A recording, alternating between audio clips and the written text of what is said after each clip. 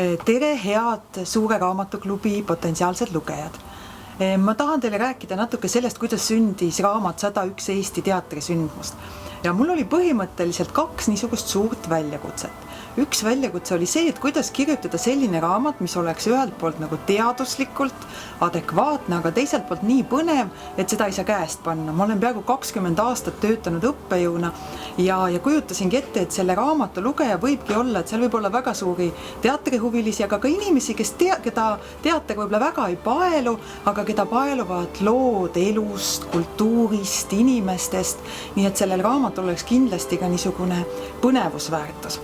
Teine ja palju võib-olla spetsiifilisem probleem oli selles, et kui vaadata Eesti teatri ajalugu, mis teiste maadega võrreldes on üsna lühike, siis ikkagi, kui hakata 101 sündmust välja valima, siis sa saad üsna kiiresti aru, et 101 on ikkagi liiga väike number.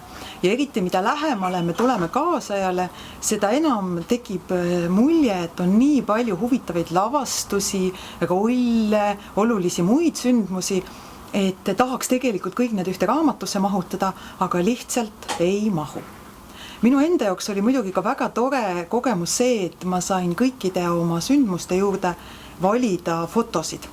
Ja avastasin ka enda jaoks selliseid võtteid, mida ma varem kunagi üheski teatriraamatus pole näinud.